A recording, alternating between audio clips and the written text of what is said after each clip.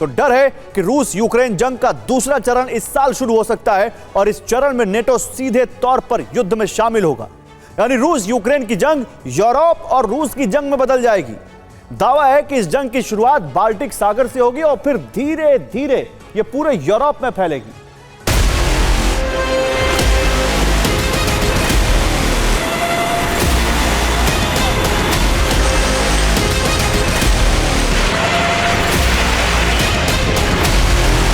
साल 2026 ग्लोबल महाविनाश का गेटवे बन सकता है।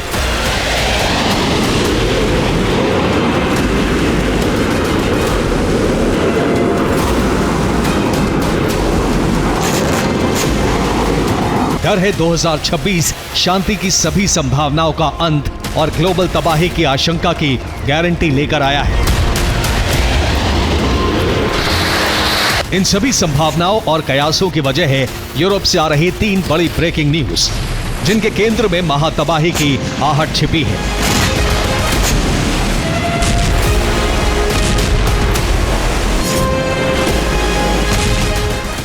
यूरोप ब्रेकिंग नंबर 1, 2026 में यूरोप अपनी सबसे मजबूत सेना बनाएगा। यूरोप ब्रेकिंग नंबर 2, 2026 में फ्रांस ब्रिटेन यूक्रेन में 15,000 सैनिक भेजने के लिए तैयार हैं। यूरोप ब्रेकिंग नंबर 3, 2026 में यूरोप रूस की बाल्टिक सी फ्लीट पर लगाम लगाएगा।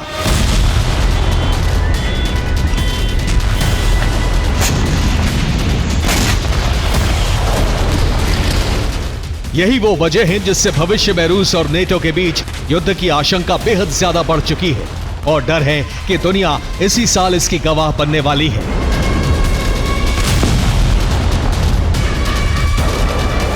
दरअसल दावा है कि यूरोप के सबसे ताकतवर देश अब रूस से आमने सामने की जंग चाहते हैं, जिसे लेकर तैयारियां लगभग पूरी हो चुकी हैं।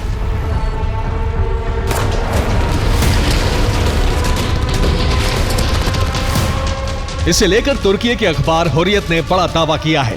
हुर्रियत अखबार में छपे एक लेख के मुताबिक जिन ताकतों ने रूस और यूक्रेन के बीच युद्ध शुरू किया वो इसे खत्म नहीं करना चाहती, इसे यूरोप में फैलाना चाहती हैं।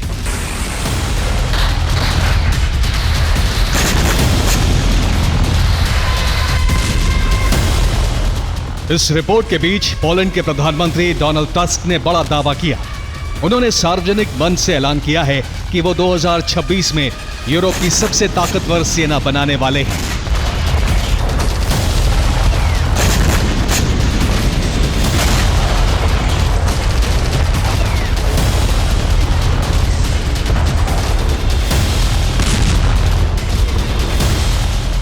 इधर पोलैंड ने सबसे मजबूत सेना बनाने की बात कही है, तो वहीं जर्मन मीडिया में भी बड़ा दावा किया गया है।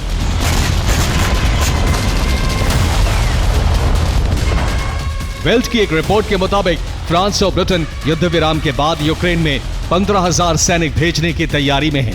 दावा है कि बिना ईयू और नेटो की मदद के सैनिक भेज सकते हैं। उन्होंने उम्मीद जताई है कि तुर्की ब्लैक सी की सुरक्षा की जिम्मेदारी लेने के लिए तैयार होगा।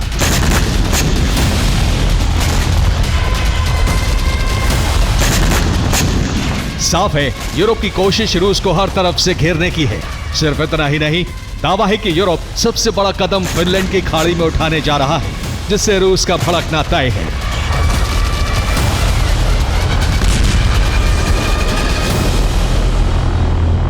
और फिनलैंड की खाड़ी के दक्षिण में एस्टोनिया मौजूद है, जबकि इसके उत्तर में फिनलैंड है।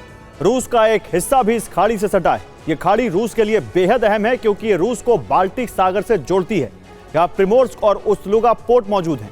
रूस यहाँ से शैडो फ्लीट के जरिए दूसरे देशों को तेल निर्यात करता है। रूस यहाँ से अपने कुल तेल निर्यात का करीब 35 से 45% ट्रांसफर करता है। सिर्फ इतना ही नहीं, नेटो का दावा है कि रूस शैडो फ्लीट के जरिए यूरोप के देशों में ड्रोन घुसपैठ भी करता है। इन शिप्स पर ड्रोन तैनात रहते हैं, जिन्हें स्वीडन, डेनमार्क, पोलैंड और जर्मनी में भी भेजता है।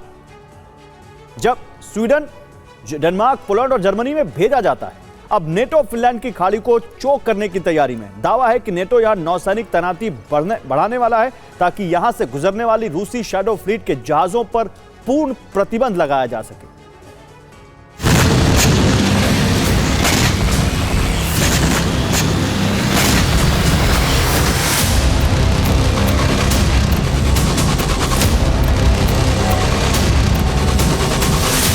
साफ है, साल 2026 में यूरोप हर वो कदम उठाने वाला है जो रूसी राष्ट्रपति व्लादिमीर पुतिन को बिल्कुल पसंद नहीं।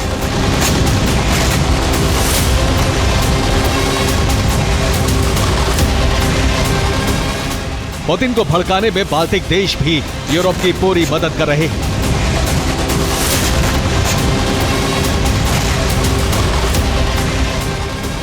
बाल्टिक देश लातविया ने 2 बड़े ऐलान किए हैं।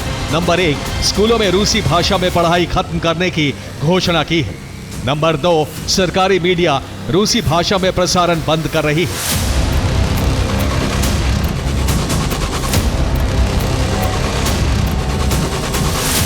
माना जा रहा है कि इससे पुतिन का आग बबूला होना तय है, क्योंकि लातविया में करीब 35 से 40% आबादी रूसी भाषा बोलती है। दावा है कि इसके जरिए लातविया में रूसी संस्कृति खत्म करने की कोशिश है। यूरोप में हो रही जंग की तैयारियां और रूस विरोधी फैसलों को देखते हुए एक्सपर्ट मान रहे हैं कि 2022 में जिन शक्तियों ने यूक्रेन में जंग शुरू करवाई, वही शक्तियां अब जंग का विस्तार चाहती हैं।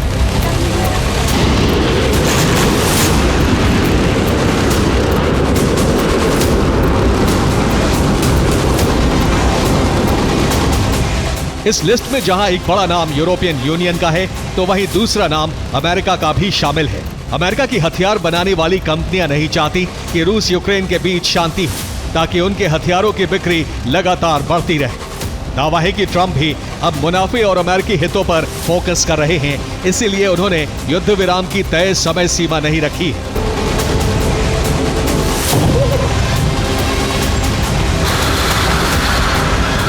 दरअसल अभी तक ट्रंप हर बड़ी बैठक के बाद ज़ेलेंस्की को युद्ध समाप्त करने के लिए डेडलाइन दे रहे थे, लेकिन फ्लोरिडा बैठक के बाद उन्होंने कोई डेडलाइन देने से इनकार कर दिया।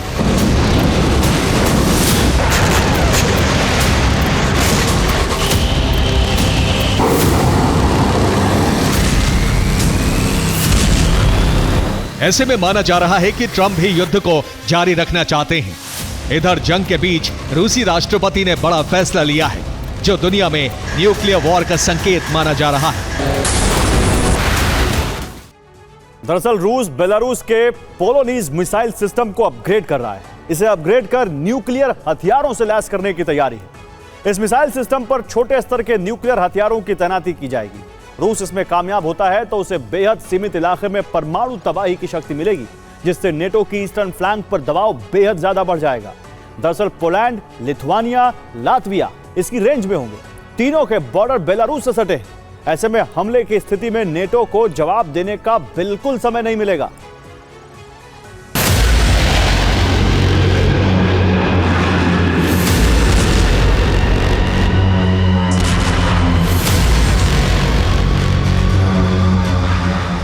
रूस ने यह कदम ऐसे वक्त पर उठाया है जब यूक्रेन के साथ शांति की उम्मीदें लगभग खत्म होती जा रही हैं।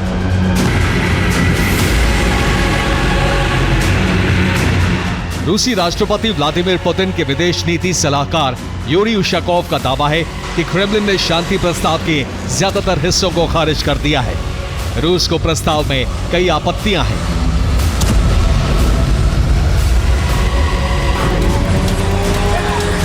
इधर रूस शांति समझौते के लिए तैयार नहीं है, तो वहीं दूसरी तरफ अगले 72 घंटों में कीव से लेकर फ्रांस तक कई बैठकें होने जा रही हैं।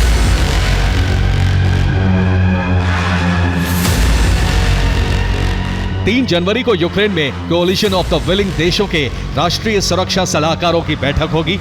5 जनवरी को यूरोपीय देशों के सैन्य प्रमुखों की यूक्रेन में बैठक होगी। 6 जनवरी को फ्रांस में ज़ेलेंस्की यूरोपीय नेताओं से मिलेंगे।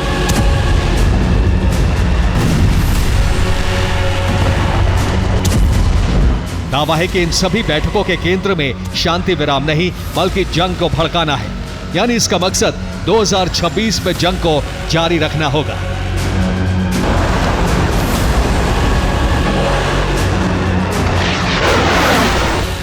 साफ है, साल 2026 में ग्लोबल महाविनाश की आशंका बेहद ज्यादा बढ़ चुकी है।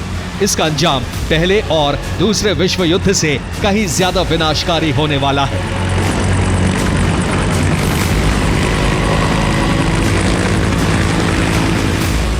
Bureau report, TV9, Bharatvarsh.